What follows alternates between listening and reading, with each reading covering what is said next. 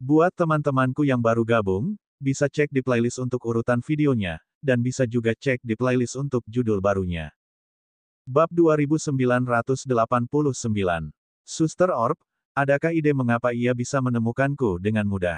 Ryan bertanya dengan cepat sementara si kembar mulai bergerak lagi. Saya pikir itu mungkin energi sinar matahari. Tempat ini dipenuhi dengan itu, dan binatang sinar matahari di sini mungkin lebih sensitif terhadapnya juga. Tempat-tempat yang Anda lewati mungkin menyebabkan distorsi pada energi sinar matahari di lingkungan, yang menarik perhatian binatang sinar matahari. Suster Orb tidak salah. Ryan bukanlah satu-satunya yang memiliki metode penyembunyian seperti itu. Ahli lain memiliki harta atau kemampuan untuk mencoba bersembunyi dari Sunlight Beast, tetapi mereka semua gagal total dan terpaksa bertarung, sama seperti si kembar. Namun, Ryan tersenyum tipis dan segera mengendalikan energi yangnya. Energi yang berinteraksi dengan energi sinar matahari di sekitar mereka, menciptakan ilusi tidak ada gangguan. Dikombinasikan dengan skill bending cahaya dan indera surgawi, Ryan seharusnya tidak terlihat oleh mereka sekarang. Menjadi lambang cahaya dan yang memiliki kelebihan tersendiri. Rowan mengabaikannya dan menyerbu ke depan melalui jalur yang disebutkan Sister Orb. Ryan segera mengikutinya sambil menjaga mereka berdua dalam jangkauan tekniknya. Mereka menemukan binatang cahaya matahari lain yang masih dalam bentuk energi cahaya matahari. Binatang itu hanya akan berubah menjadi binatang setelah mendeteksi sesuatu di dekatnya. Ryan merasakan energi cahaya matahari di dalam dan menyipitkan matanya. Pastinya sekuat binatang iblis tingkat 8 setidaknya. Persetan, Rowan tidak peduli. Jika kita hanya fokus melarikan diri, itu pun tidak akan bisa menghentikan kita. Mari kita coba metodemu ini. Mereka masih bisa bergabung satu sama lain, sehingga mereka bisa menjadi lebih kuat dalam sekejap. Ryan mengangguk, dan mereka mendekatinya perlahan hingga Ryan mencapai jarak yang sama dengan Sunlight Beast sebelumnya. Namun, bola energi Sunlight yang terkonsentrasi itu tidak berubah bentuk sama sekali. Beberapa detik kemudian, mereka lewat dan mulai memperlebar jarak. Phew, Ryan mendesah lega. Sepertinya Suster Orb benar. Itu memang gangguan energi sinar matahari. Biar aku coba sesuatu. Sebelum berangkat, Ryan berbalik dan menggunakan energi spiritualnya jauh di belakang, di suatu tempat di dekat binatang cahaya matahari. Tepat di tengah udara, terjadi gangguan pada energi cahaya matahari, yang langsung menarik perhatian binatang cahaya matahari. Asteris mengaum. Asteris. Dalam sepersekian detik, ia berubah menjadi bentuk binatang iblis burung dan menyerang ruang kosong itu. Tentu saja, ia tidak mengenai apapun karena memang tidak ada apapun di sana. Meskipun demikian, ia mengonfirmasi teori Sister Orb. Ya, itu pasti energi sinar matahari. Ayo kita keluar dari sini sebelum benda itu secara tidak sengaja datang ke arah kita. Binatang-binatang cahaya matahari terus mengamuk di sekitar area yang diganggu Ryan sementara si kembar melarikan diri. Namun, itu bukan satu-satunya yang dilakukan Ryan. Sekarang, sejumlah kecil energi spiritual, energi yang, dan elemen cahaya ditinggalkan oleh Ryan. Rowan meliriknya, memahami maksudnya. Butuh bantuan. Ryan menggelengkan kepalanya. Tidak apa-apa. Ini akan berlangsung cukup lama. Keduanya lalu meninggalkan area tersebut. Saat mereka bergerak, Rowan teringat sesuatu. Benar, kami hampir lupa. Suster Orb, apakah Anda masih bisa menemukan sesuatu yang salah dengan tubuh kami dari ruang harta karun? Baiklah. Apakah ada yang perlu saya selidiki? Rowan mengangguk. Kau tahu niat senjata kami. Coba kau temukan sisa-sisa niat pedang di dalam tubuh kami. Oke, Suster Orb segera berkonsentrasi, dan benar saja, ia menemukannya. Oh, kalian berdua memilikinya. Itu adalah SWOT Intent milik Dili yang kamu sebutkan, kan? Memang, rasanya berbeda dari SWOT Intent yang digunakan Ryan meskipun berada pada level yang sama. Bagaimana aku mengatakannya, rasanya jauh lebih halus. Bisakah kamu membuangnya? Tanya Ryan. Tidak, Sister Orb tidak berdaya saat itu. Sampai aku bisa kembali ke kontrol Orb, aku benar-benar tidak mampu melakukan apapun. Namun, aku bisa menunjukkan di mana di tubuhmu mereka berada. Dengan skill instant recovery milik Ryan, kau bisa memotongnya dan menumbuhkannya kembali dalam beberapa detik. Tak satu pun dari mereka berada di dalam organ vital manapun. Katakan saja, Ryan dan Rowan tidak berpikir dua kali. Dilacak benar-benar perasaan yang mengerikan. Yang terpenting, itu juga membuktikan bahwa mereka benar-benar membutuhkan Sister Orb bersama mereka. SWOT inten milik Dili tertinggal di perut kiri Ryan dan bahu atas Rowan, hanya sedikit. Si kembar segera membuat dua sayatan dengan energi spiritual mereka dan memotong bagian-bagian kecil tubuh mereka. Skill pemulihan instan diaktifkan tepat setelahnya, menyembuhkan area yang rusak. Bagaimana sekarang? Si kembar bertanya lagi. Itu saja, niat pedang sudah hilang dari tubuh kalian sekarang. Dengan itu, si kembar maju terus. Di tempat lain, perhatian Dili teralih saat ia melihat ke arah lain. Tidak, mungkinkah Asterix mati? SWOT intenku baru saja hancur, ia tak dapat menahan kesedihan karena ia mengharapkan hal-hal hebat dari Ryan. Meskipun demikian, ia menggelengkan kepalanya dan fokus ke depan saat Sun Urpin menuntunnya. Suster Orb menyebarkan inderanya ke seluruh istana, dan dia bisa melihat lokasi semua orang, kecuali satu. Di arah yang berbeda dari ruang harta karun di area tengah, seorang Sun Urpin berjalan melalui lorong rahasia yang seharusnya tidak diketahui siapapun. Sun Urpin tampaknya menyatu dengan istana itu sendiri, jadi baik Sunlight Beast maupun Sister Orb tidak dapat mendeteksi kehadirannya. Hal yang mengesankan adalah bahwa energi Sunlight tempat ini bahkan lebih terkonsentrasi hingga para ahli alam transisi pun akan kesulitan untuk menolaknya. Namun, Sur Urpin ini, yang baru berada di tahap 6, tampaknya baik-baik saja dengan itu. Jika si kembar ada di sini, mereka akan segera mengenalinya. Itu tidak lain adalah Clifton. Setelah beberapa saat, Clifton meninggalkan lorong rahasia itu, muncul di dalam sebuah ruangan besar tempat ribuan rantai dapat terlihat. Semuanya terikat pada bola energi matahari raksasa yang terbakar dengan panas yang sangat tinggi, mirip dengan permukaan matahari sungguhan. Clifton melihatnya, terkejut melihatnya masih menyala. Ibu. Bab 2990. Berkat manipulasi energi sinar matahari, tak satu pun binatang sinar matahari dapat merasakan kehadiran Ryan lagi. Hal itu memungkinkan si kembar melesat melewati rute tercepat tanpa mempedulikan dunia. Tak perlu dikatakan lagi bahwa tidak ada pertarungan yang memberi mereka keuntungan besar dalam hal kecepatan. Meskipun mereka tidak berada di alam transisi, mereka tiba di area pusat dengan beberapa menit tersisa dibandingkan dengan yang lain.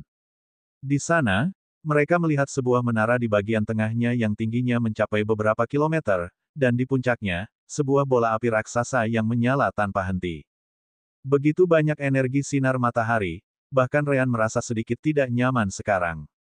Namun, Rowan mengabaikannya. Benda itu mungkin alasan para Sun Urpins datang ke sini. Mereka bisa merasakan kehadirannya. Suster Orb menambahkan, itu juga benda yang bertindak seperti matahari di istana ini dan mungkin alam cahaya matahari di luar sana. Itulah alasan mengapa tempat ini tidak memiliki malam. Ryan dan Rowan mengangguk dan mengalihkan perhatian mereka dari benda itu. Terlepas apakah benda itu harta karun atau bukan, mereka yakin mereka tidak bisa mendekatinya sekarang. Belum lagi prioritas nomor satu adalah membawa Suster Orb kembali. Kemana, Suster Orb? Abaikan menara pusat tempat matahari atau apapun itu berada. Pergilah ke aula yang terletak di sisi seberang. Ada gubuk yang sangat kecil di sana yang terbuat dari marmer kuning yang sama dengan seluruh istana. Pintu masuk ke ruang harta karun tersembunyi di sudut kiri belakang. Si kembar mengangguk dan dengan cepat berjalan mengelilingi menara, menjaga jarak agar tidak terpengaruh oleh energi sinar matahari dari matahari. Namun, ketika mereka melihat gubuk itu, Ryan dan Rowan menyipitkan mata. Gubuk itu jauh lebih dekat ke menara daripada yang mereka duga. Suster Orb, kita tidak bisa mendekat. Terlalu banyak energi sinar matahari di dekatnya. Apa? Sister Orb tidak bisa benar-benar merasakan energi sinar matahari karena dia berada di dalam kristal. Apa yang dia rasakan adalah apa yang bisa dirasakan oleh indera surgawinya, yang berbeda dari perasaan tubuh. Coba kulihat, itu tidak bagus. Menara di tengah tidak memiliki pintu masuk ke ruang harta karun. Namun, ruang harta karun memang terletak di bawahnya. Hanya saja pintu masuknya adalah gubuk. Kupikir kau akan baik-baik saja begitu kau masuk ke bawah tanah. Si kembar menyipitkan mata. Itu membatasi pilihan mereka. Mungkin Rowan dapat menggunakan elemen gelapnya untuk mengikis tanah dan membuat terowongan menuju ruang harta karun. Elemen gelap milik Rowan adalah yang paling murni, jadi elemen itu dapat merusak hampir semua hal jika diberi cukup waktu, terutama di dunia fana. Namun, Rowan segera menggelengkan kepalanya. Tidak mungkin. Istana ini terbuat dari material dari alam tinggi. Tapi itu bukan masalah sebenarnya. Elemen gelap milikku memang dapat membuka jalan bagi kita, hanya saja butuh beberapa jam atau mungkin beberapa hari. Dinding di sekitar ruang harta karun pasti lebih kuat, jadi beberapa hari bisa jadi beberapa minggu, sebenarnya. Jangan lupa bahwa si kembar masih dalam tahap akhir dari alam inti dan penggabungan jiwa. Hanya sedikit yang dapat mereka capai dengan kekuatan mereka. Itu membuat segalanya rumit, apa saja pilihan kita. Asteris ledakan. Asteris. Tiba-tiba, salah satu gerbang menuju area pusat itu meledak. Tepat setelah itu, 2 Sun Urpins dan 4 ahli alam transisi menerobos masuk sebelum mengambil jarak satu sama lain. Tidak diragukan lagi tidak ada di antara mereka yang berteman. Salah satu dari mereka melihat sekeliling sambil tetap memperhatikan para ahli lainnya. Solowes, apakah ini tempatnya? Tanyanya setelah melihat matahari di atas menara. Solowes adalah Sun Urpin yang membimbingnya ke sini. Ya, itulah hal yang menarik perhatianku dan Sun Urpin lainnya. Namun, energi sinar matahari di sini terlalu tebal. Aku sama sekali tidak tahu apa yang ada di dalam menara itu. Naragui, apakah kamu juga merasakan hal yang sama? Kultivator lain, yang satu ini adalah binatang iblis berwujud humanoid, bertanya kepada Sun Urpin kedua. Benar, aku juga tidak bisa merasakan apapun. Energi sinar matahari terlalu banyak. Senang rasanya membawa kita ke sini, tetapi sekarang aku mulai kehilangan indraku karena kita sudah dekat, jawab Naragui.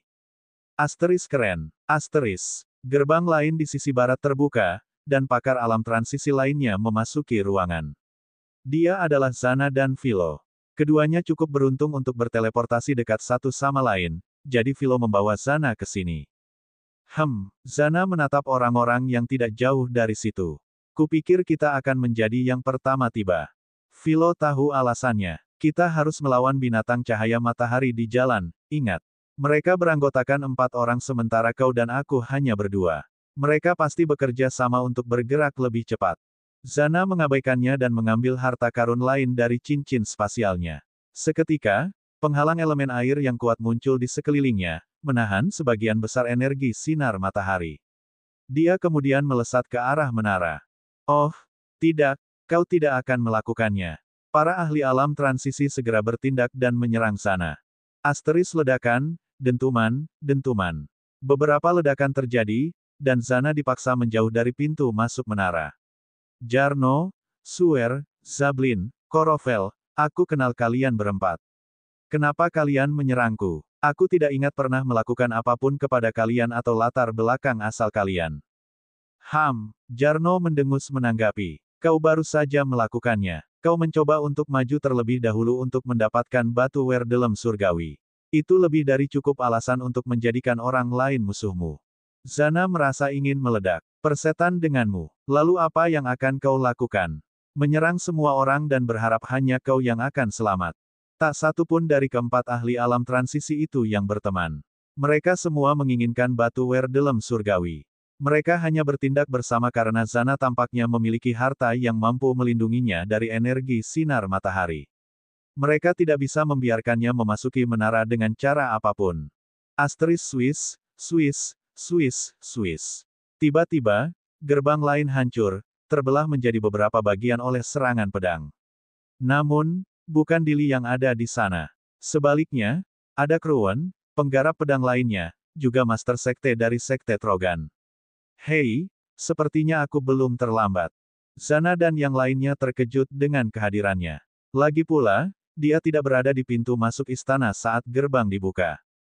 Para ahli terus berkumpul. Beberapa gerbang mengarah ke area pusat, dan setiap orang yang memiliki Sun Urpin menemukan jalan mereka ke sana.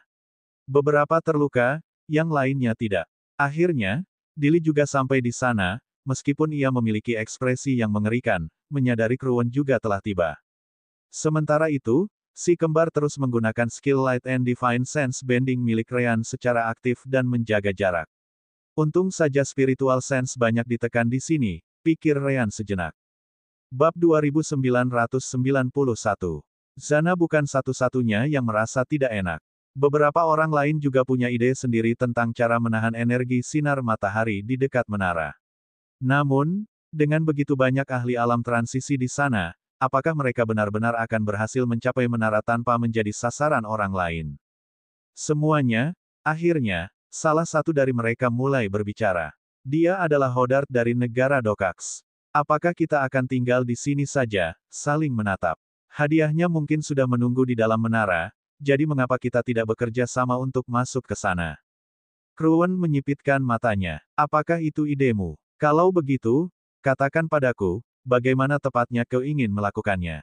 Dari kelihatannya, beberapa orang di sini memiliki beberapa harta atau metode untuk menahan energi sinar matahari untuk sementara waktu dan terus maju. Kami yang lain jelas tidak akan mengizinkannya.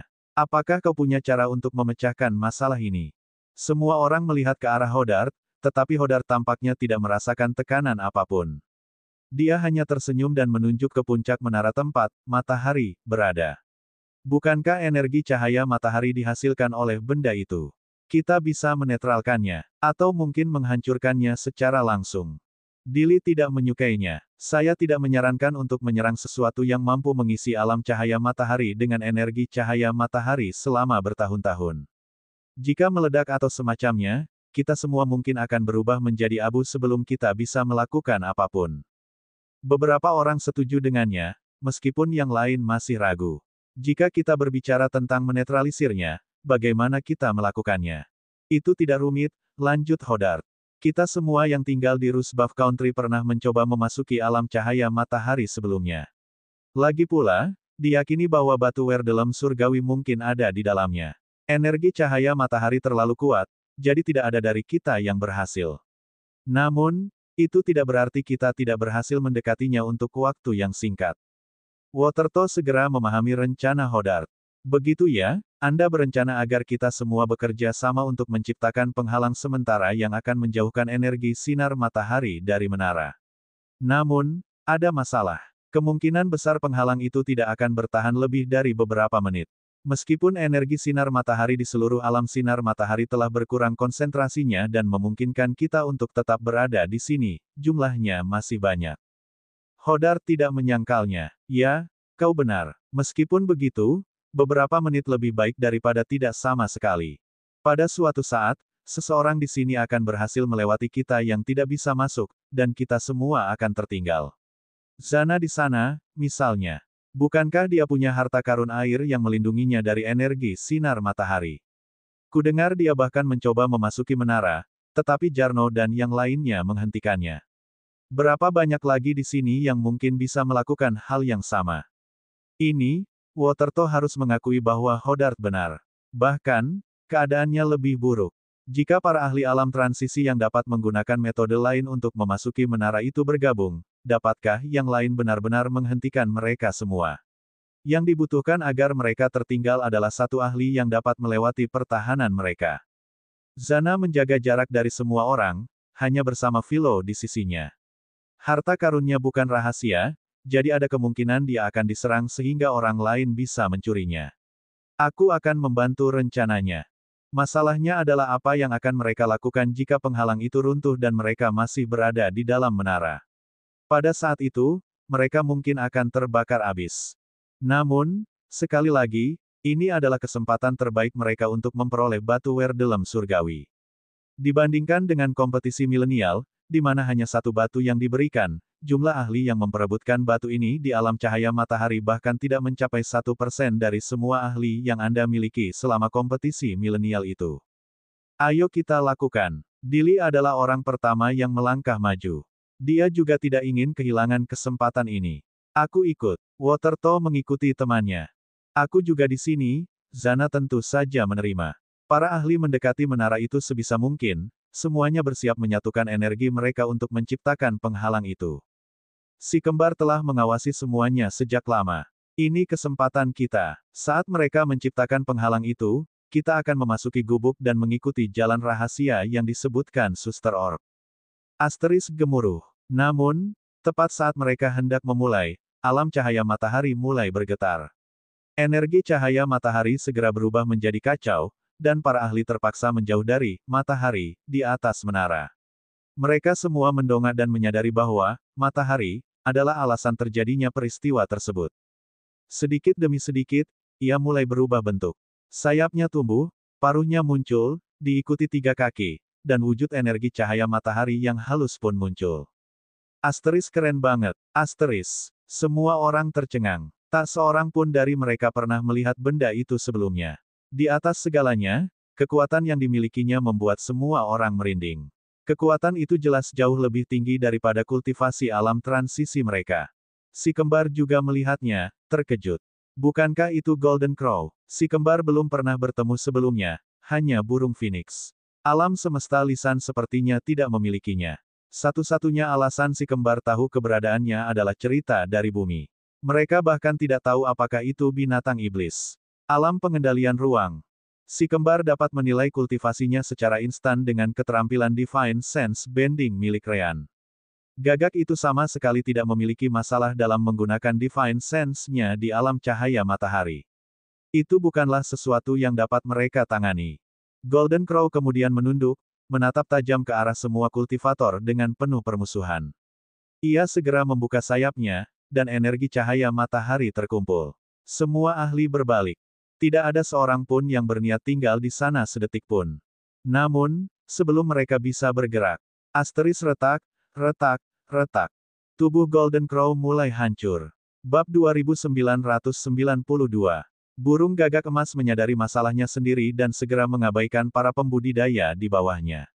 Sebaliknya, ia melihat ke kejauhan, seolah menyadari apa yang sedang terjadi. Tepat setelah itu, ia terbang dan menghilang di sebelah selatan istana. Semua orang tercengang oleh kejadian-kejadian itu. Ia memiliki kekuatan untuk menghancurkan mereka semua tanpa perlawanan. Tidak ada harta yang dapat membantu mereka di sana. Namun, sebelum ia mulai membantai semua orang yang hadir, ia mulai hancur entah bagaimana. Lalu, ia pergi begitu saja. Ryan dan Rowan saling memandang, merasa bingung. Bukan karena Golden Crow hancur, tetapi karena alam pengendalian ruangnya. Kekaisaran Werdelem ini benar-benar aneh, aku tidak bisa merasakannya. Ryan tidak bisa menahan diri untuk berkomentar. Rowan mengerti alasannya. Memang, aku juga tidak bisa merasakan penindasan alam fana. Dulu di Lisan, hukum alam fana selalu berusaha menolak mereka yang tidak seharusnya berada di sana. Si kembar pergi ke sana saat itu dan harus pergi setelah beberapa saat. Penindasan hukum sangat jelas, dan mudah bagi siapapun yang dekat untuk menyadarinya selama mereka memiliki kultivasi yang diperlukan untuk merasakannya. Namun, si kembar memiliki jiwa alam dewa puncak, tetapi mereka tetap tidak bisa merasakan apapun. Mungkinkah kita tidak merasakannya karena kultivasi kita terlalu rendah? Saya pikir jiwa kita sudah cukup untuk menggantikan indera kita, komentar Ryan. Tidak, bukan itu. Suster Orb langsung bicara. Saya juga tidak merasakan apa-apa, dan saya tidak punya masalah kultivasi karena saya tidak punya masalah. Sejujurnya, saya bahkan tidak tahu bahwa matahari sebenarnya adalah Golden Crow. Tidak, menyebutnya Golden Crow juga tidak benar. Apa maksudmu? Si kembar bertanya balik. Tidakkah kau lihat bagaimana tubuhnya tampak retak? Butuh beberapa waktu untuk benar-benar hancur, tetapi itu bukanlah sesuatu yang kau harapkan dari keberadaan seperti itu. Sejujurnya, ia lebih terasa seperti boneka daripada yang lainnya. Ryan merenung sejenak dan memahami situasinya dengan lebih baik. Yah, itu masuk akal. Tapi aku juga tidak akan menyebutnya boneka. Itu lebih seperti proyeksi atau semacam pelindung. Yah, siapa tahu, mungkin penindasan itu bertindak berbeda di alam semesta ini. Bagaimanapun, itu sedang rusak, jadi itu mungkin akibat penindasan alam semesta ini. Benar, aku tidak bisa menyangkal kemungkinan itu. Suster Orb tidak banyak memikirkannya. Pokoknya, jangan buang-buang waktumu. Dengan menghilangnya menara itu, energi sinar matahari di sekitar menara akan segera berkurang, bahkan mungkin menghilang. Bersiaplah untuk memasuki gubuk itu. Si kembar mengangguk. Rowan melihat ke arah para ahli lainnya, dan mereka semua tampaknya memahami hal yang sama. Terlepas dari apakah monster itu menghilang atau tidak, faktanya monster itu melindungi menara. Sekarang setelah monster itu menghilang, itu adalah kesempatan mereka untuk masuk ke dalam. Namun, tidak semua orang tetap tinggal. Beberapa ahli segera pergi, mengikuti Golden Crow. Bagaimanapun, burung itu tampaknya sedang sekarat atau semacamnya. Burung itu juga memiliki kekuatan yang jauh lebih tinggi daripada ahli alam transisi, jadi siapa yang bisa mengatakan bahwa batu Werdelem surgawi tidak ada di dalamnya? Semua orang memahami kemungkinan itu, tetapi itu adalah pertaruhan. Beberapa mengambil risiko untuk mengikuti burung gagak, dan sisanya tetap tinggal. Konsentrasi energi sinar matahari berkurang dengan cepat pada tingkat yang dapat dirasakan semua orang. Namun, si kembar akhirnya menjadi yang pertama bergerak. Bagaimanapun, gubuk itu dekat dengan menara tetapi tidak berada di dalam menara itu sendiri. Energi sinar matahari di sana tidak seburuk itu. Saat memasuki gubuk itu tampak biasa saja. Perabotannya terbuat dari pohon-pohon di alam ini, jadi masih dipenuhi energi sinar matahari.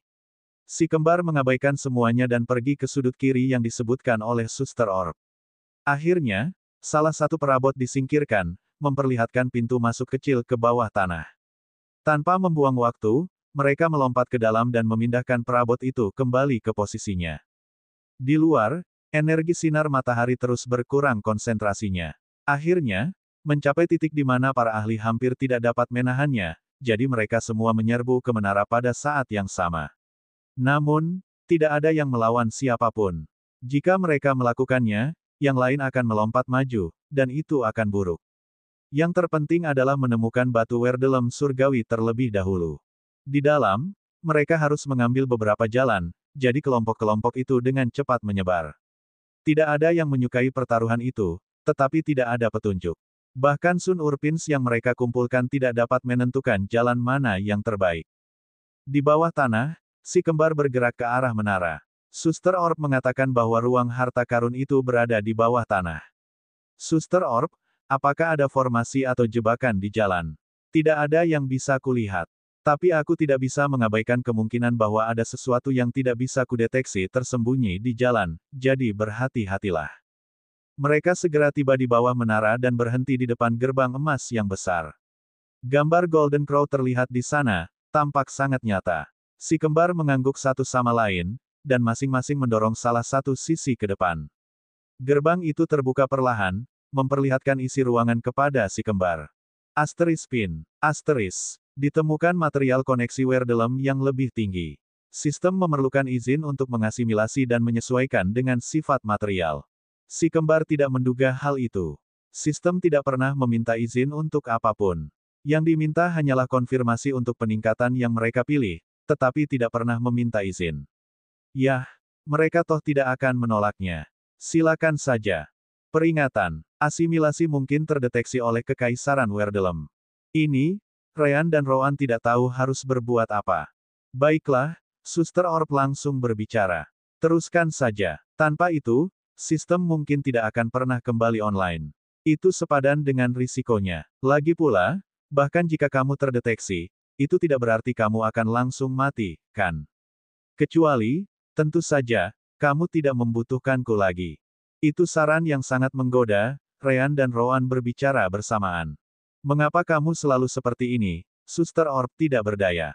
Meskipun demikian, si kembar harus menerimanya demi sistem. Baiklah, lanjutkan saja, sistem. Izin diberikan. Kontrol Orb keluar dari celah spasialnya dan segera menarik kristal tempat Sister Orb berada. Kristal itu menghilang di dalam kontrol Orb, menyatu dengannya. Proses integrasi diinisialisasi. Membaca hubungan energi yang lebih tinggi.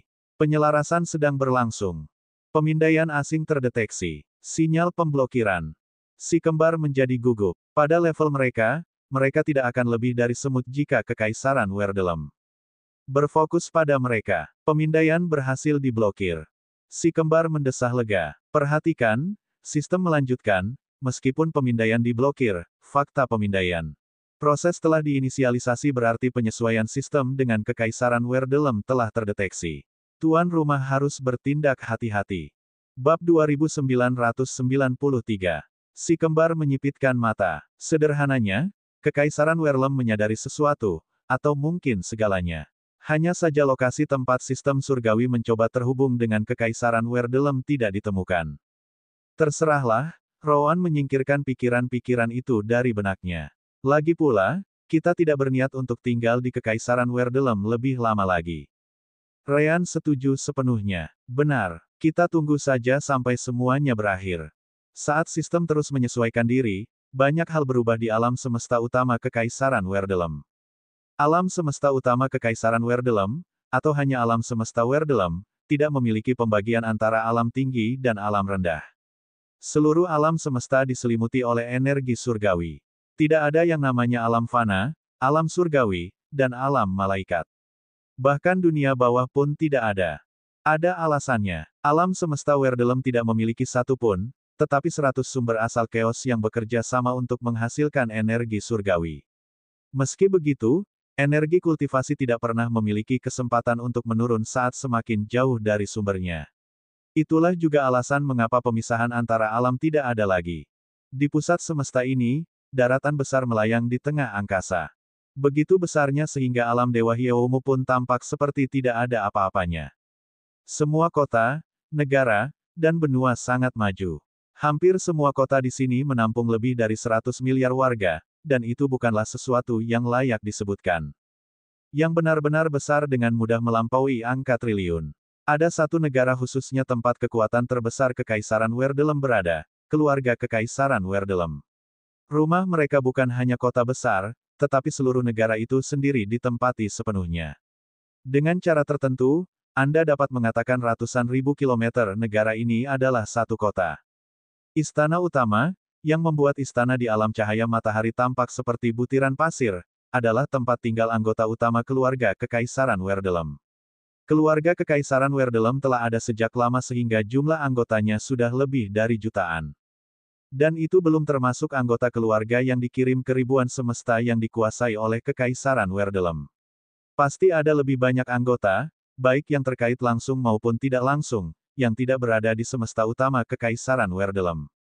Di sebuah fasilitas raksasa tempat puluhan ribu kultivator dari berbagai ras bekerja, Dalio tengah mengolah informasi yang diterima melalui terminalnya.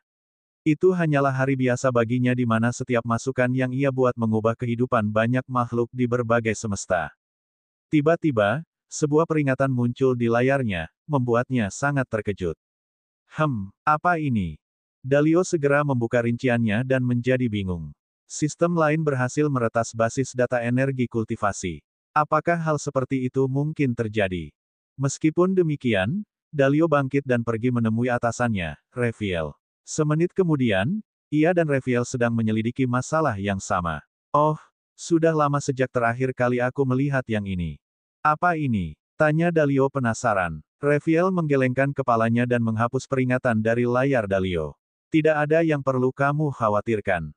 Kembali saja ke pekerjaanmu. Dalio mengangguk dan melanjutkan pekerjaannya. Sementara itu, Reviel menyipitkan matanya dan segera meninggalkan tempat itu. Beberapa saat kemudian, dia berada di gedung utama fasilitas itu, berbicara dengan atasannya sendiri, seorang wanita bernama Galita. Di sana, beberapa kultivator lainnya menyaksikan informasi di layar holografik besar. Mereka benar-benar tidak tahu kapan harus menyerah. Galita melihat itu, tidak merasa terlalu khawatir. Bawahannya juga melihat ke layar. Sistem lain, mungkin pemilik alam semesta. Galita mengangguk. Tidak diragukan lagi. Terserah. Vergou, periksa pemindaian dan lihat di mana mereka berada. Lalu kirim pasukan penakluk asing untuk menyingkirkan orang ini. Vergou, salah satu bawahan Galita, mengangguk dan segera membaca informasi tersebut. Namun, ia terkejut setelah beberapa detik. Ini. Yang lain menatapnya dengan bingung. Ada apa? Vergou melambaikan tangannya, dan gambar di terminalnya dipindahkan ke layar hologram besar agar semua orang dapat melihatnya. Galita dan yang lainnya langsung mengerti reaksi Vergou. Tidak mungkin ditemukan. Itu pasti kesalahan. Coba lagi. Vergou mengulang proses tersebut beberapa kali, tetapi jawaban yang diberikan sama. Itu bukan masalah sistem. Sistem tidak dapat menentukan lokasi peretasan. Galita menyipitkan matanya dan berpikir sejenak. Coba lihat apakah kamu bisa menemukan area umum. Vergou menerima perintah itu dan mulai bekerja. Namun, pada saat itulah sinyal peretasan itu menghilang. Sudah hilang. Yang berhasil kutemukan hanyalah bahwa sinyal itu berasal dari wilayah luar kekaisaran. Kekaisaran Werdelem memiliki 3 pemisahan yang berbeda. Ada area inti tempat semesta utama dan semesta lain yang sama majunya berada. Area pusat, tempat Anda dapat menemukan lebih banyak semesta, tetapi tidak sekuat semesta di inti. Lalu, Anda memiliki area luar, yang sejauh ini merupakan yang paling banyak jumlahnya. Mengatakan bahwa sinyal peretasan berasal dari area luar sama saja dengan tidak mengatakan apapun. Galita tidak bisa berbuat apa-apa lagi. Kirim pesan kepada semua orang agar waspada terhadap masalah yang sama. Jika peretasan dimulai lagi, mereka harus segera melapor agar kita punya waktu untuk mengatasinya. Siap. Semua orang menerima perintah dan mulai bekerja. Galita kemudian berbaring di kursinya, tidak terlalu memerhatikannya. Mereka adalah Kekaisaran Werdelem, jadi tidak masalah jika mereka memiliki penjajah. Tidak ada yang bisa menghancurkannya. Pemahaman mereka terhadap energi kultivasi di semua alam semesta memastikannya. Mungkin aku bisa bersenang-senang kali ini. Kembali ke alam cahaya matahari, sistem menyelesaikan pekerjaannya. Penyelarasan selesai. Semua penekanan telah diangkat. Sistem jiwa surgawi sekarang sepenuhnya diaktifkan. Bab 2994. Asteris Pin. Asteris. Selamat. Sistem surgawi kini dapat digunakan secara maksimal. 10 poin surgawi telah diberikan untuk penyesuaian dengan alam semesta Kekaisaran Werdelem. 00000000000000. Aku kembali. Suara Sister Orb segera menyusul. Apa-apaan ini? Dunia dimensi sudah hilang. Sudah kubilang, balas Ryan. Ia tidak ikut bersama kita. Ia tertinggal mungkin karena penindasan alam semesta atau apapun. Semua itu telah, Ryan tiba-tiba berhenti sejenak. Hei, alam dimensi telah kembali. Apakah ini layak disebut? Sister Orb tidak dapat menahan diri untuk tidak mengeluh. Sialan ini tidak lebih dari beberapa meter. Alam dimensi permata jiwa kesayanganku, hilang begitu saja. Namun, Rowan mengabaikan keluhan itu. Mari kita masuk ke alam dimensi dan melihat sistemnya. Ryan mengangguk. Namun, sebelum mereka bisa melakukannya. Asteris gemuruh. Asteris. Alam cahaya matahari bergetar sekali lagi. Tidak hanya itu, konsentrasi energi cahaya matahari mulai meningkat dengan cepat. Si kembar saling memandang dan segera mengaktifkan skill Light and Divine Sense Bending milik Ryan. Golden Crow itu sedang melakukan sesuatu, jadi bukanlah ide yang bagus untuk tinggal lebih lama. Ryan segera mengamati sekelilingnya. Bagaimanapun, mereka berada di dalam ruang harta karun. Ada berbagai macam barang di sana. Sayangnya, semua barang itu sudah tidak berguna lagi setelah lama tertinggal di tempat ini. Satu-satunya barang yang tersisa adalah logam langka dan beberapa material aneh, yang dengan cepat dibawa Ryan ke alam dimensi. Ayo kita keluar dari sini. Saat itulah Rowan menyadari sesuatu. Ia pergi ke sudut ruangan, yang tampak kosong. Namun, Rowan memiliki terlalu banyak pengalaman untuk membiarkannya berlalu begitu saja. Ia menyentuh dinding dan tampak sedang mencari sesuatu. Akhirnya, sebagian dinding itu amblas, dan sebuah mekanisme diaktifkan. Ruangan lain muncul tepat setelahnya. Di dalamnya, ada batu hijau di atas alas, sendirian. Itu benar-benar satu-satunya benda di sana. Apa itu? Tanya Ryan, penasaran. Rowan menyebarkan indera spiritualnya dan memastikan tidak ada yang berbahaya. Sister Orb juga tidak menemukan formasi apapun.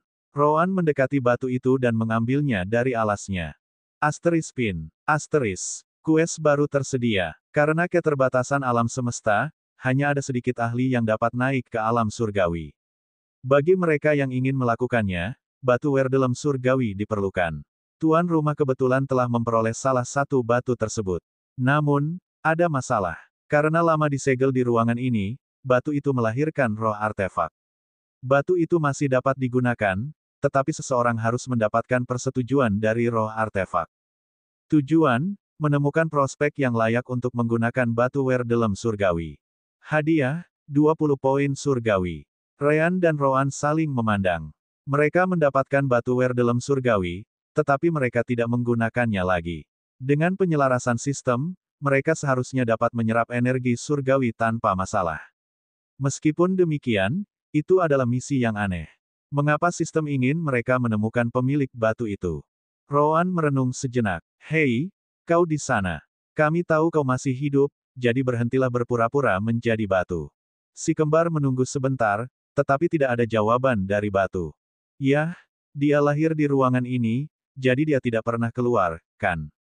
Aneh kalau dia bisa mengerti kata-kata kita, tebak Ryan. Rowan menyipitkan matanya. Bagaimana mereka bisa menemukan seseorang untuk roh artefak jika roh itu sendiri tidak bisa memberitahu mereka apa yang diinginkannya? Persetan, mari kita hancurkan saja benda ini untuk mencegah lebih banyak masalah di masa mendatang. Jadi bagaimana jika sistem ingin menemukan inang untuk batu itu? Itu tidak ada hubungannya dengan mereka. Rowan mengeluarkan sabitnya dan menaruh batu itu kembali ke alasnya. Akhirnya, ia bersiap untuk menyerang. Tunggu. Tolong, jangan hancurkan aku. Namun, batu itu segera berbicara melalui indera spiritual, takut mati. Tanpa disadarinya bahwa Rowan tidak benar-benar memiliki kekuatan untuk menghancurkannya saat itu. Rowan menghentikan sabitnya hanya beberapa sentimeter dari batu itu. Kupikir kau tidak bisa bicara atau tidak tahu cara bicara. Aku bisa bicara. Aku bisa menyebarkan indera spiritualku cukup jauh, jadi aku bisa belajar cara membaca dan berbicara dengan mengamati orang-orang yang menjelajahi pinggiran alam cahaya matahari selama bertahun-tahun ini, roh artefak itu menjelaskan. Rowan akhirnya menyimpan sabitnya. Apakah kau tidak pernah mencoba menggunakan indera spiritualmu untuk menghubungi mereka yang datang? Aku sudah, jawab batu itu. Tetapi setelah bertahun-tahun, tidak seorang pun dapat menemukan cara untuk masuk ke alam cahaya matahari, jadi akhirnya aku menyerah. Ryan mendesah menanggapi. Pasti terasa mengerikan. Lagi pula, ada banyak ahli di alam cahaya matahari saat ini. Sebarkan saja indramu dan minta salah satu dari mereka untuk datang. Mereka semua mencarimu. Roh artefak itu menyebarkan indranya, dan benar saja, memang ada banyak ahli dan sekelompok orang yang cukup kuat tepat di atas ruang harta karun di menara. Oh, bagaimana kalian bisa masuk ke dalam? Itu tidak penting, komentar Rowan. Sekarang, kami pamit dulu. Panggil saja orang lain untuk mengantarmu. Tunggu, roh itu segera menghentikan si kembar. Apakah kalian juga tidak tertarik? Apakah kalian tahu siapa aku? Kami tidak membutuhkanmu, komentar Rowan. Selamat tinggal. Ryan juga berjalan keluar, mengabaikan batu malang itu.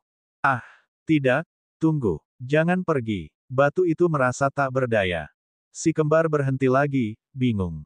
Lihat, adik kecil, energi sinar matahari di alam sinar matahari ini tumbuh lagi. Kita harus keluar dari sini karena itu berbahaya bagi kita. Katakan saja apa yang kau inginkan. Pertama-tama, ada begitu banyak ahli yang jauh lebih kuat daripada aku dan saudaraku, jadi mengapa kau membuang-buang waktumu bersama kami? Aku tak bisa biarkan mereka membawaku. Roh itu akhirnya bicara. Ryan dan Rowan saling memandang. Mereka tahu alasannya. Batu itu hanya dapat digunakan jika rohnya menyetujui inang barunya, atau begitulah kata sistem jiwa surgawi. Apa artinya itu? Itu berarti begitu salah satu ahli itu menyadari bahwa mereka tidak dapat menggunakan batu itu, mereka mungkin mencoba beberapa hal lain yang tidak akan terlalu baik bagi rohnya. Tentu saja, si kembar tidak menunjukkannya di wajah mereka, hanya ekspresi bingung. Itu tidak masuk akal. Kenapa kita? Aku tidak bisa begitu saja dimanfaatkan oleh sembarang orang. Bukan begitu cara kerjanya. Karena kalian berdua tampaknya tidak tertarik padaku, kalian adalah kesempatan terbaikku untuk menemukan seseorang yang bisa. Tolong, bantu aku. Batu itu akhirnya mengatakan kebenaran yang sudah diketahui si kembar. Ryan menggaruk bagian belakang kepalanya. Kenapa harus? Pikir si batu. Karma baik, mungkin. Si kembar berjalan menjauh. Mereka bahkan tidak mau menjawab. Tunggu. Aku tahu. Bagaimana dengan batu surgawi? Artefak itu tiba-tiba menambahkan. Si kembar berhenti. Wah, itu tawaran yang sangat menarik. Bab 2995. Batu-batu surgawi, itu akan menjadi awal yang sangat baik. Yang terpenting, si kembar akan dapat menggunakannya meskipun mereka belum berada di alam tempering void. Jiwa mereka, dan terutama tubuh cahaya bintang Yin Yang, akan cukup kuat untuk menahan energi meskipun tubuh mereka dibuat di dunia fana dan belum melalui baptisan energi surgawi. Suster Orb, indramu juga menyebar kemana-mana, bukan? Ia tidak mungkin meliputi seluruh alam cahaya matahari seperti roh ini, tetapi batu-batu ini seharusnya ada di istana ini. Apa kau sudah melihatnya? Tidak, tetapi, ada banyak tempat yang tidak dapat ditembus oleh indraku. Aku bahkan tidak tahu ada ruang tersembunyi di dalam ruang harta karun tempatku berada. Si kembar mempertimbangkan ide itu dan memutuskan untuk memeriksa apakah roh itu berkata jujur. Kita mungkin juga mencobanya. Baiklah, kita harus cepat. Di mana kita bisa menemukan batu-batu suci ini? Tanya Roan. Bagaimana aku bisa percaya kau akan menepati janjimu? Roh batu Werdelem surgawi masih menyimpan keraguan. Roan berbalik dan melanjutkan jalannya keluar ruangan. Ryan jelas melakukan hal yang sama. Mereka tidak perlu membuktikan apapun. Jika roh itu tidak mempercayai mereka, itu bukan masalah si kembar. Tunggu, tunggu, tunggu. Benar saja, roh itu segera memanggil mereka kembali. Aku akan percaya kata-katamu. Jangan tinggalkan aku. Roan mengulurkan tangannya, dan energi spiritualnya keluar, meraih batu Werdelem surgawi dari jauh. Batu itu mendarat di tangannya sedetik kemudian. Bicaralah, kemana? Ini bukan satu-satunya ruang harta karun di istana ini. Kau harus pergi ke selatan untuk menemukan ruang berikutnya. Di sanalah semua batu surgawi disimpan. Atau, paling tidak, di sanalah satu-satunya tempat di mana aku bisa merasakan energi kultivasi yang lebih tinggi daripada energi spiritual. Aku belum pernah menggunakan energi surgawi, meskipun aku adalah batu surgawi Werldem, sang roh menjelaskan. Si kembar menyipitkan mata. Selatan adalah arah yang sama dengan Golden Crow terbang beberapa waktu lalu. Mereka benar-benar tidak suka dengan ide untuk mengejarnya. Namun, Divine Stone terlalu bagus untuk dilepaskan. Si kembar keluar dari gubuk itu lagi dan mendapati dunia luar telah berubah. Konsentrasi energi sinar matahari yang lebih tinggi mulai melahirkan lebih banyak binatang sinar matahari. Saat ini, para ahli alam transisi yang memasuki menara sedang melawan beberapa binatang buas itu. Seperti yang bisa diduga, mereka tidak menemukan batu Werdelem surgawi di sana. Aku akan mengirimmu ke alam dimensiku. Jangan melawan tarikan spasial, komentar Roan. Dia tidak ingin membawa batu itu kemana-mana. Selama batu itu berada di dalam alam dimensi sistem, tidak seorang pun akan menemukannya. Batu itu muncul di dalam alam dimensi, tempat yang hanya dihuni oleh Sister Orb, yang sekarang berada di dalam kontrol Orb. Dia menggunakan kendalinya atas alam dimensi kecil itu untuk membuat roh batu itu tidak dapat melihatnya. Dengan begitu, dia dapat berbicara dengannya tanpa memperlihatkan wujud aslinya. Oh, jadi kamu adalah roh batu Werdelem surgawi. Aku memperhatikan percakapan antara teman-temanku di luar dan kamu. Bagaimana aku bisa memanggilmu? Apakah kamu punya nama? Roh batu terkejut dan melihat sekeliling, tetapi tidak dapat melihat apapun.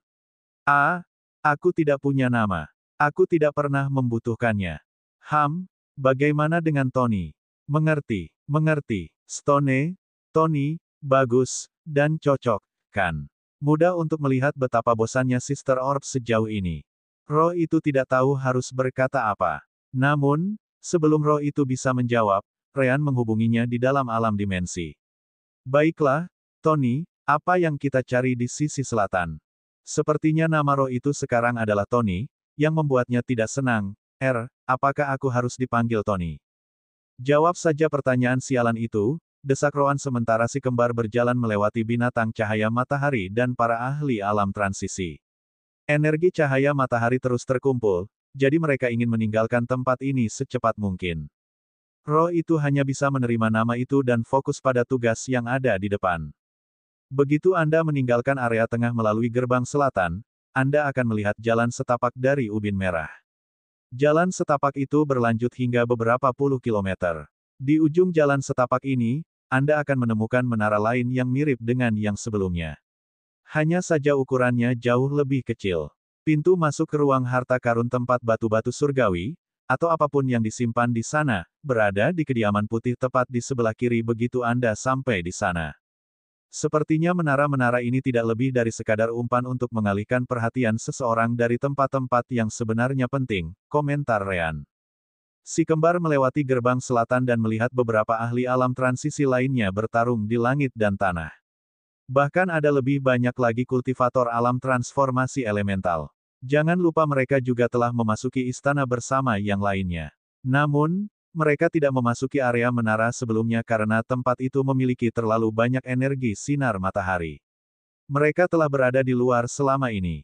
Ternyata itu hal yang baik bagi si kembar. Binatang cahaya matahari yang lahir di mana-mana memfokuskan upaya mereka pada semua pembudidaya dari berbagai ras. Namun, itu tidak berarti para ahli berada dalam posisi yang lemah.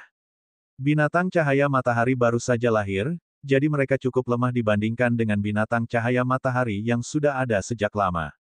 Yang benar-benar kuat sedang ditangani oleh para ahli alam transisi.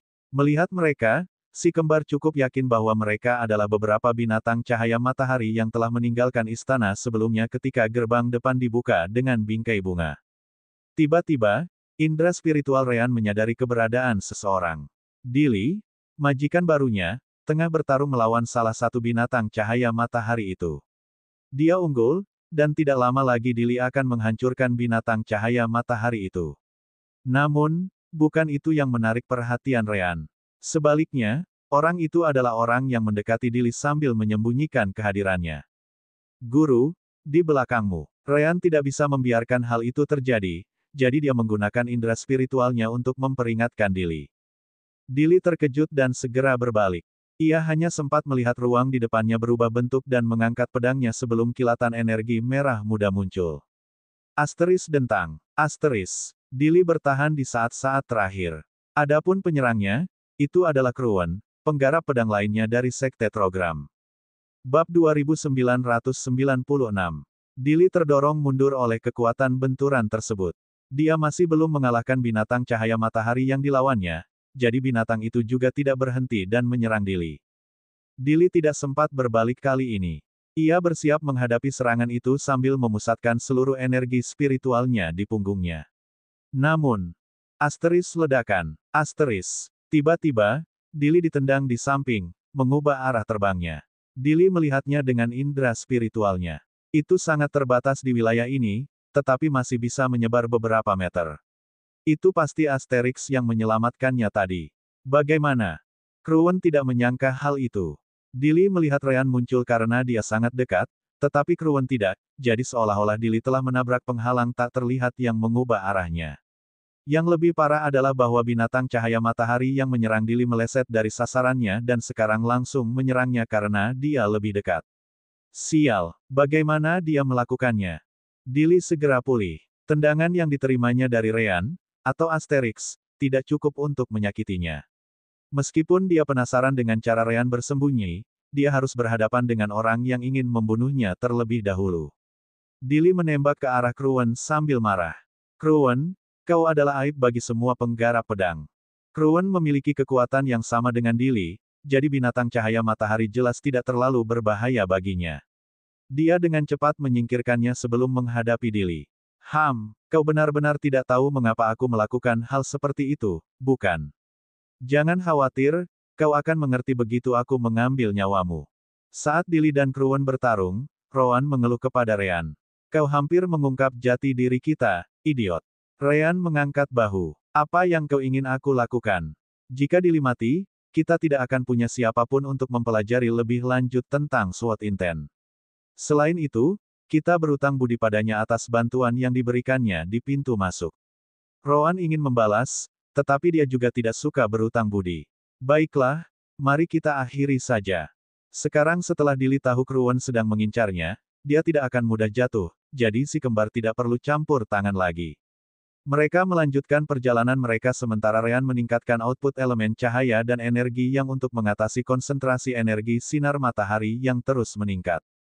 Si kembar tiba di menara yang disebutkan Tony beberapa menit kemudian. Namun, mereka tidak berani mendekat. Di kejauhan, Golden Crow terus menyerang tanah di bawah menara. Adapun para ahli yang telah mengikutinya sebelumnya, mereka sedang berhadapan dengan Sunlight Beast di area tersebut dan tidak bisa mendekat juga. Rowan mengabaikan semua itu dan menoleh ke kiri. Rumah putih itu tidak terlalu jauh dari Golden Crow, jauh lebih dekat daripada yang diinginkannya. Namun, Ethereal Golden Crow kini penuh dengan retakan. Tampaknya rumah itu akan runtuh kapan saja sekarang. Haruskah kita menunggu? Ryan bertanya di samping. Rowan melihat ke tempat Golden Crow menyerang. Gubuk sebelumnya mengarah ke ruang harta karun di bawah menara, jadi mungkin di sini juga sama. Itu berarti begitu mereka memasuki gedung putih dan mengikuti jalan rahasia ke ruang harta karun, Golden Crow mungkin sudah ada di sana menunggu mereka saat itu. Tony, Apakah ruang harta karun ada di bawah menara? Tanya Rowan, masih khawatir. Ya, jawab Tony. Suster Orb memperlihatkan kejadian di luar agar Tony bisa melihat situasinya.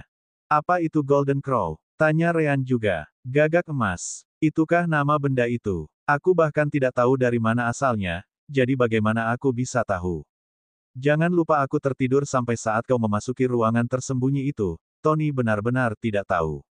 Si kembar kemudian menjelaskan dari mana gagak emas itu berasal, yang membuat Tony sangat terkejut. Apa? Binatang itu adalah bola energi sinar matahari yang besar di atas menara. Astaga! Rowan menyipitkan matanya. Tony benar-benar tidak berguna dalam hal ini. Ayo pergi. Ryan pun menjadi bingung. Bukankah itu terlalu berisiko? Rowan menggelengkan kepalanya. Benda itu mencoba memasuki ruang harta karun. Kita tidak tahu apakah benda itu akan runtuh sebelum atau sesudah membuka jalan. Mungkin juga benda itu mencoba mencapai batu-batu suci agar dapat menyerap energinya dan mencegah runtuhnya tubuhnya sendiri. Rowan melanjutkan, itu bukan bagian terburuknya. Dia kemudian melihat sekilas ke sekeliling, dan para ahli masih mengamati Golden Crow dari kejauhan. Orang-orang ini bukan orang bodoh. Mereka tahu pasti ada sesuatu di bawah menara yang diinginkan Golden Crow. Mereka mungkin berpikir itu adalah batu werdelem surgawi atau setidaknya sesuatu yang sangat bagus. Bahkan jika gagak itu runtuh dan menghilang, kita akan memiliki lautan pembudidaya dari berbagai ras yang berlomba-lomba untuk menggali lokasi itu. Kita harus mendapatkan batu surgawi sebelum dia. Ryan dapat membayangkan situasinya. Ayo pergi. Si kembar berkeliling area itu, berusaha menjauh sejauh mungkin dari Golden Crow sambil berjalan menuju rumah putih yang besar. Sesaat, mereka melihat mata Golden Crown melirik ke arah mereka dan bersiap untuk berlari secepat mungkin. Indra spiritualnya tidak dibatasi, dan berada di alam pengendalian ruang. Skill pengendalian indra surgawi Ryan tidak cukup kuat pada tingkat kultivasinya untuk membengkokkannya.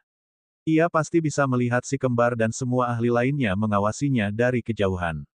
Untungnya, ia melihat kultivasi si kembar dan mengabaikan mereka, melanjutkan serangannya ke tanah. Ia tidak menganggap si kembar sebagai ancaman. Si kembar menghela napas lega dan segera masuk ke dalam rumah. Pada saat yang sama, Tony berkata, "Baiklah, kalian akan menemukan formasi teleportasi di lantai 2. Formasi itu tersembunyi di balik formasi lain, jadi perhatikan baik-baik." Dia benar, aku sudah bisa melihatnya. Suster Orb segera berbicara, melanjutkan pekerjaannya sebagai pendeteksi formasi. Tidak ada yang mengesankan. Aku bisa meretasnya dalam beberapa detik, selesai. Cukup berjalan 3 meter ke kanan dari tengah ruangan. Suster Orb tidak menonaktifkan formasi penyembunyian itu. Ia hanya memungkinkan si kembar untuk memasukinya tanpa konsekuensi. Sebaiknya formasi itu tetap diaktifkan jika ada orang lain yang memasuki rumah itu nanti. Ryan menunduk dan melihat formasi teleportasi. Benda ini sudah rusak cukup parah karena waktu. Aku bisa memperbaikinya, tetapi butuh beberapa menit. Atau, kita bisa menggunakannya sebagaimana adanya, tetapi aku ragu benda ini bisa digunakan lebih dari sekali. Tidak ada waktu. Ayo kita dapatkan batu-batu suci dan kemudian kita bisa mencari jalan lain untuk pergi, kata Rowan sambil melangkah ke dalam formasi. Ryan melakukan hal yang sama dan menggunakan beberapa batu spiritual untuk mengisi dayanya. Akhirnya, formasi itu aktif, dan si kembar menghilang dari ruangan. Penglihatan Ryan dan Rowan kabur sesaat. Akhirnya, semuanya kembali normal, dan mereka muncul di dalam ruang bawah tanah yang sangat luas. Ryan menggertakkan giginya dan melepaskan semua elemen cahaya dan energi yang bisa ia lepaskan sambil mengendalikan energi cahaya matahari di sekelilingnya. Energi cahaya matahari terlalu banyak.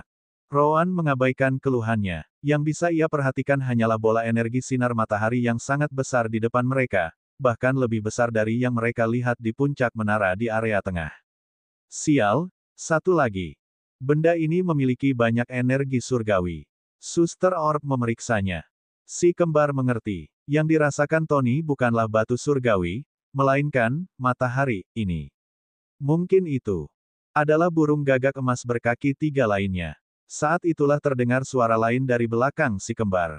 Tom, Jerry, apa yang kamu lakukan? Di sini, Ryan dan Rowan menoleh.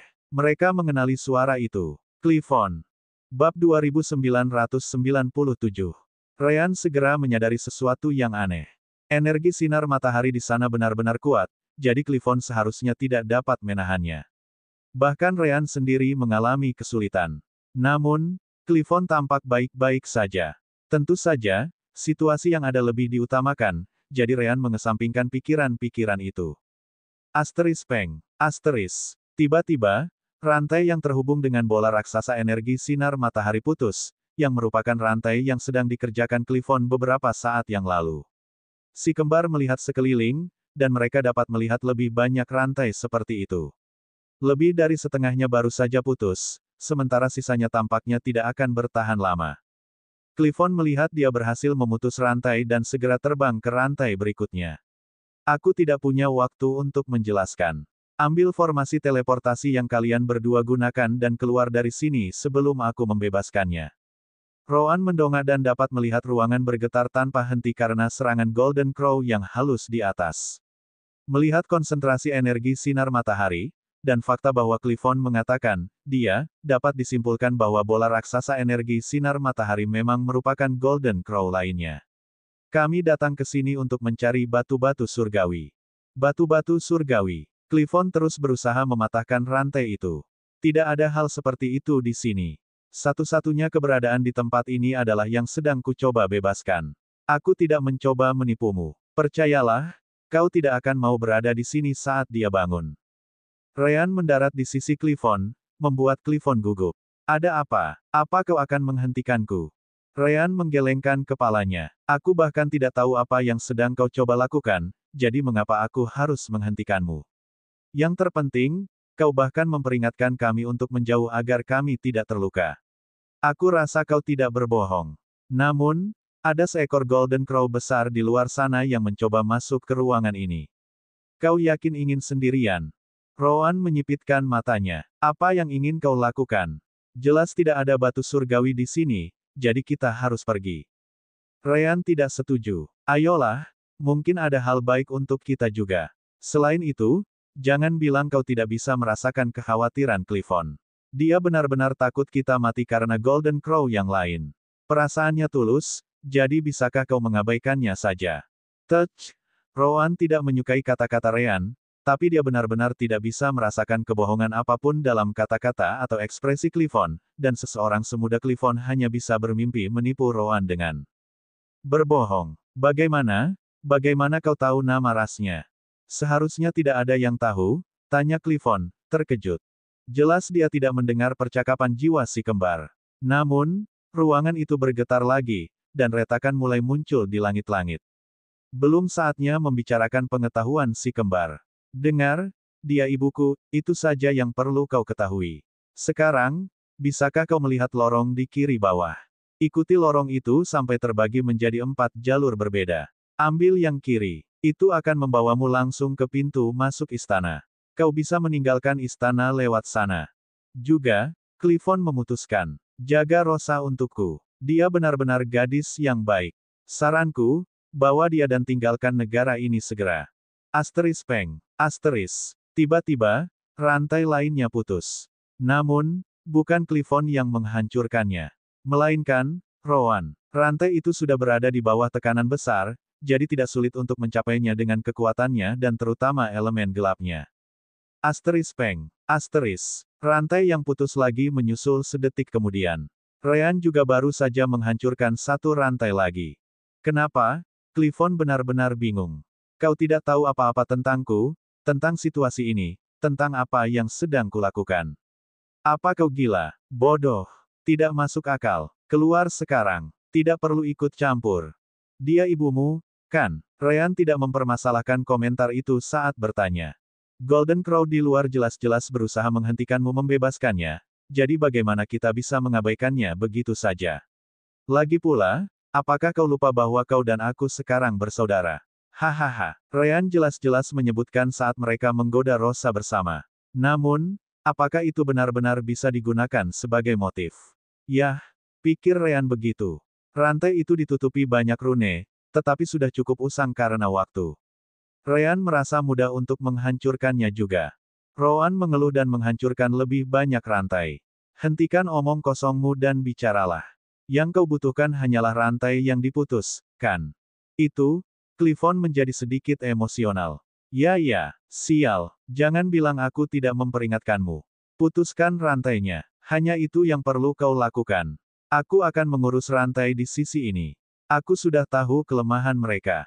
Kalian berdua tampaknya tidak membutuhkan itu. Urus saja rantai yang lain. Asteris ledakan. Asteris retak, retak, retak. Serangan Golden Crow di luar masih berlanjut dan nampaknya makin ganas. Itu, seberapa besar niatnya untuk mempermalukan kita. Clifton tidak dapat menahan diri untuk tidak berseru, tampak marah. Ia meningkatkan usahanya melampaui batas, mencoba untuk memutus rantai sebanyak mungkin. Ryan dan Rowan saling berpandangan. Mereka memang membantu, tetapi mereka siap untuk keluar dari sana jika keadaan memburuk kapan saja. Lagi pula, mereka tidak akan mencoba melindungi Clifton atau membantunya dengan imbalan nyawa mereka sendiri. Asteris peng, peng, peng, peng, peng. Sister Orb dan si kembar memiliki indera spiritual yang tersebar di luar dan dapat mengetahui secara rinci seberapa jauh Golden Crow di luar sana bergerak. Ia terus mengamuk dan bergerak turun sedikit demi sedikit. Hanya saja material yang digunakan untuk membangun tempat ini sangat tahan. Nah, ada juga fakta bahwa Golden Crow tidak sekuat ahli alam pengendalian ruang yang sebenarnya. Ia memiliki kultivasi itu, tetapi lebih seperti hantu. Asteris peng, peng, peng, peng. Asteris ledakan, dentuman, dentuman, dentuman. Tiba-tiba, asteris retak, retak, retak, bang. Asteris. Langit-langit runtuh. Golden Crow dari luar akhirnya berhasil masuk ke dalam. Si kembar segera berlari ke pintu keluar, sudah menduga hal itu setelah mengamati semuanya melalui indera mereka. Namun, Clifton tetap tinggal. Clifton bersiap menghadapi dampak dari langit-langit yang runtuh dan kekuatan Golden Crow, siap untuk mati di sana. Namun, saat semua hal akan menimpa tubuhnya dan menghancurkan intinya. Asteris peng. Asteris. Rantai terakhir putus. Bab 2998. Waktu seakan melambat. Semburan energi sinar matahari menyebar dari bola raksasa itu, menyapu semuanya, termasuk langit-langit yang jatuh ke arah Clifton. Namun, Clifton tidak terkena itu. Sebaliknya, ia diselamatkan oleh semburan yang sama. Itu jelas merupakan tindakan yang terkendali. Si kembar melihat ke arah pintu keluar. Waktu masih berjalan sangat lambat bagi mereka, tetapi dengan jiwa alam keilahian puncak mereka, mereka dapat melihat semuanya dengan jelas dengan indera spiritual mereka. Sepertinya ibu sudah bangun, pikir Ryan sejenak. Asteris keren banget, asteris. Bola raksasa energi sinar matahari itu kemudian mulai berubah bentuk seperti sebelumnya. Namun, bentuknya tidak seperti Golden Crow sebelumnya. Bentuk ini sangat nyata, meskipun sekarang Ryan dan Rowan lebih mudah merasakannya. Pasti roh. Jadi Golden Crow adalah roh. Ethereal Golden Crow juga melambat. Namun, ia hanya bertahan sedetik sebelum tubuhnya bersinar dengan lebih banyak energi sinar matahari. Ia melepaskan diri dari kendala waktu Golden Crow yang asli dan menyerang.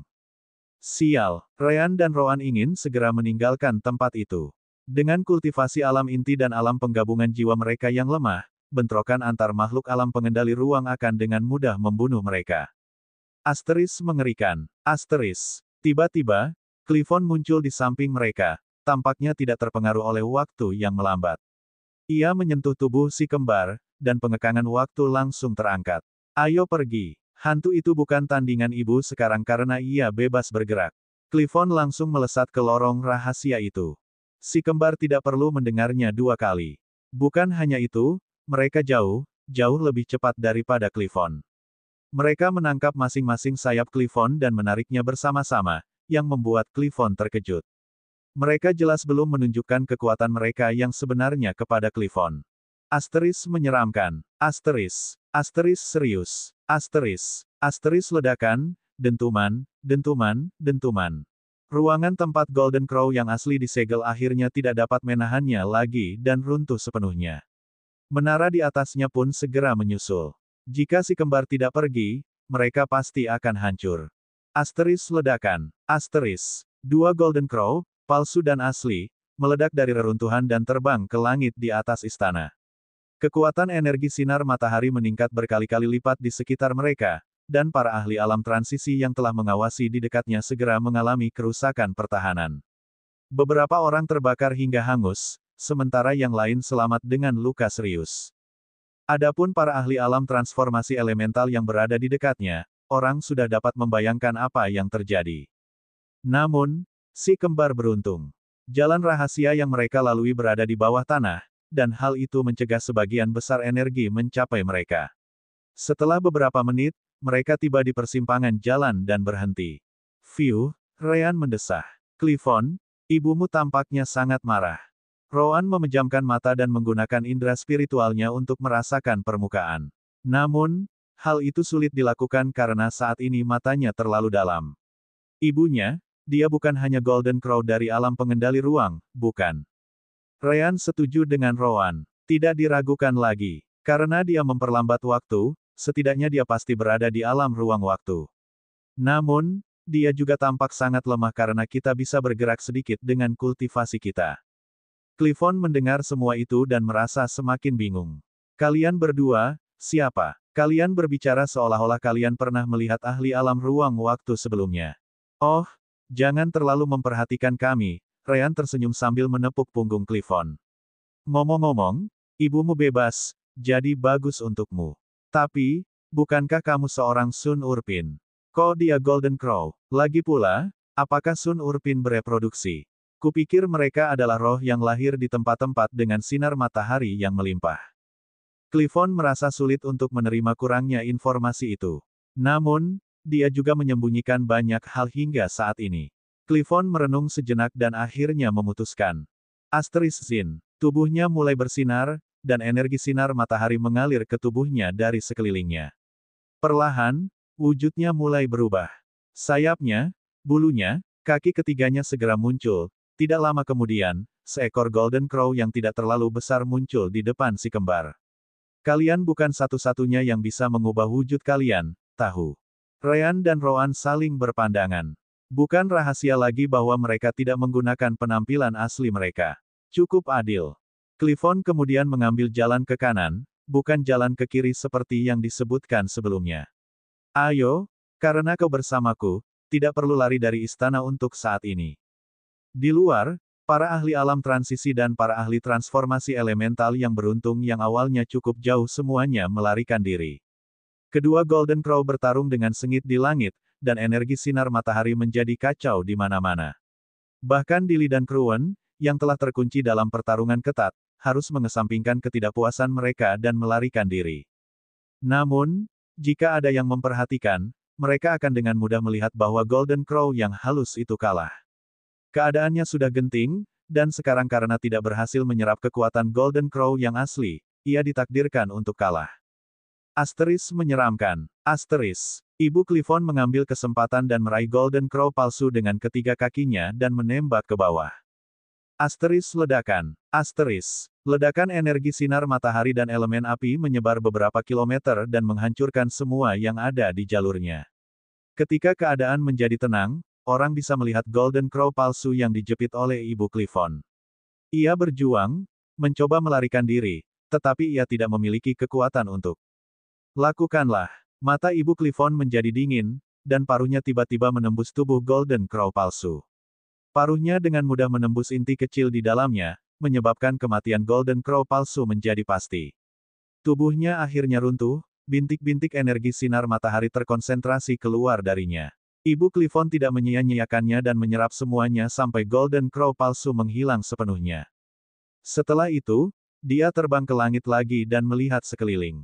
Dia bisa melihat banyak kultivator dan ras lain di mana-mana di istananya. Itu membuat Golden Crow marah, dan dia akan membunuh semua orang. Namun, dia tiba-tiba merasakan sesuatu dan melihat ke arah yang berbeda. Akhirnya, dia pergi, membuat semua orang menghela napas lega. 10 menit kemudian, seorang wanita parubaya menatap Clifton dengan mata berkaca-kaca. Namun, ia segera mengendalikan diri sebelum menatap si kembar. Aku melihat apa yang kau lakukan di sana. Awalnya, aku tidak peduli dan berniat membunuhmu. Ibu, Clifton mencoba menengahi. Diam kau. Dia segera menghentikan Clifton. Namun, Ryan dan Rowan tidak tampak khawatir. Mereka tidak bisa melihat warna merah dari pembunuhan itu. Niat, jadi, setidaknya, dia tampaknya tidak ingin membunuh mereka. Kemudian, Dia mendekati si kembar dan menggunakan energi surgawinya untuk menarik mereka lebih dekat dan Asteris mengendus-endus. Mengendus si kembar dalam-dalam dan untuk waktu yang lama, yang membuat si kembar bingung. Itu cukup. Situasi yang canggung. Kalian berdua, dia yakin sekarang. Aromamu, sedikit sekali, hampir tak kentara aroma teman-temanku padamu. Tidak, lebih seperti semacam koneksi, terhubung dengan jiwa. Ryan dan Roan terkejut. Temanmu, wanita itu mengangguk. Ploto Ume dan Ratriaket. Apakah kamu mengenal mereka? Ryan dan Roan membeku sejenak. Mereka belum pernah bertemu mereka, tetapi mereka pasti tahu siapa mereka. Adalah orang tua Kentucky yang telah lama menghilang.